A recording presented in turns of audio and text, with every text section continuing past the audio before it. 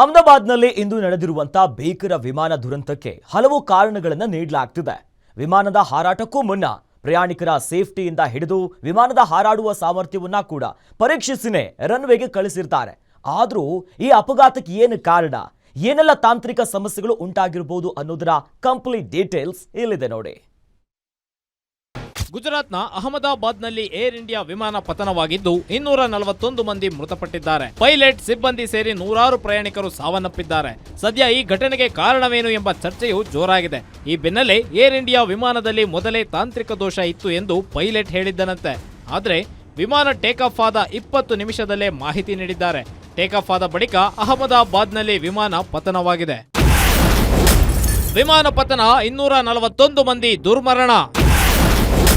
ತಾಂತ್ರಿಕ ದೋಷ alert ಮಾಡಿದ್ದನಂತೆ pilot. ಅನುಮಾನ ಹುಟ್ಟು ಹಾಕಿದ ವಿಮಾನಯಾನ ದುರಂತ.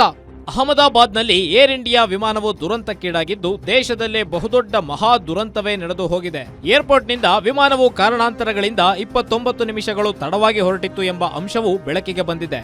ಈ ಮೊದಲೇ ವಿಮಾನದಲ್ಲಿ ತಾಂತ್ರಿಕ ದೋಷ ಇರುವ ಬಗ್ಗೆ ಪೈಲಟ್ ಕೂಡ ಮಾಹಿತಿ ತಿಳಿಸಿದ್ದಾನೆ.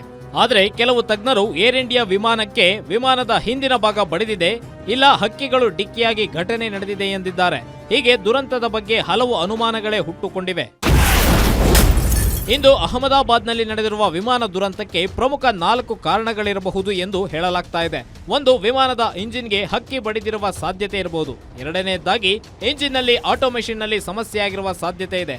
ಮೂರನೇದಾಗಿ ವಿಮಾನದ ಇಂಜಿನ್ನಲ್ಲಿ ಸಮಸ್ಯೆ ಉಂಟಾಗಿರುವ ಸಾಧ್ಯತೆ ಇದೆ ಮತ್ತು ಇಂಜಿನ್ ಫ್ಯಾನ್ ಒಳಗೆ ಹಕ್ಕಿ ಸಿಲುಕಿಕೊಂಡಿರುವ ಸಾಧ್ಯತೆಯೂ ಇದೆ ಎಂದು ಹೇಳಕ್ಕೆ ಸ್ಪಷ್ಟನೆ ನೀಡಿರುವ ವಿಮಾನಯಾನ ತಜ್ಞ ಪೈಲಟ್ ಅಮಿತ್ ಸಿಂಗ್, ಪ್ರಮುಖವಾಗಿ 2 ಸಂದರ್ಭದಲ್ಲಿ ವಿಮಾನ ದುರಂತಗಳಾಗುತ್ತವೆ. ಮೊದಲನೆಯದಾಗಿ ವಿಮಾನದ 2 ಇಂಜಿನ್ ಫೇಲ್ ಆದಾಗ ಇಂತಹ ಘಟನೆಗಳು ನಡೆಯುತ್ತವೆ. ಇಲ್ಲದೆ ಹಕ್ಕಿಗಳಿಗೆ ವಿಮಾನ ಡಿಕ್ಕಿ ಹೊಡೆದಾಗ ದುರಂತ ನಡೆಯುತ್ತದೆ.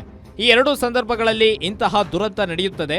ಅಹಮದಾಬಾದ್ನಲ್ಲಿ ಹಕ್ಕಿಗಳ ಹಾರಾಟ ಹೆಚ್ಚು, ಹೀಗಾಗಿ ಹಕ್ಕಿ ವಿಮಾನಕ್ಕೆ ಬಡಿದು ದುರಂತ ಘಟಿಸಿರುವ ಸಾಧ್ಯತೆ ಇದೆ ಎಂದು ಅವರು ಹೇಳಿದ್ದಾರೆ. There could be number of possibilities because the engines are producing thrust to sustain the aircraft in flight.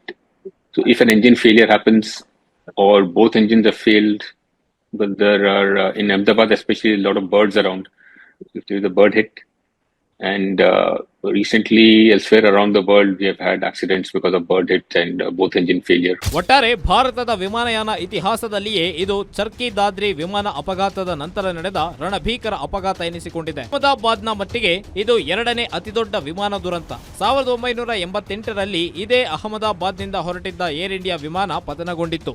ಅಂದು 133 ಜನರು ಆಹುತಿಯಾಗಿದ್ದರು. ಸದ್ಯ ಈ ದುರಂತ ಇನ್ನಷ್ಟು ದುಃಖ ತುಂಬಿಸಿದ್ದಂತೂ ಸತ್ಯ. Suresh Kyadigunte, news desk, guarantee news.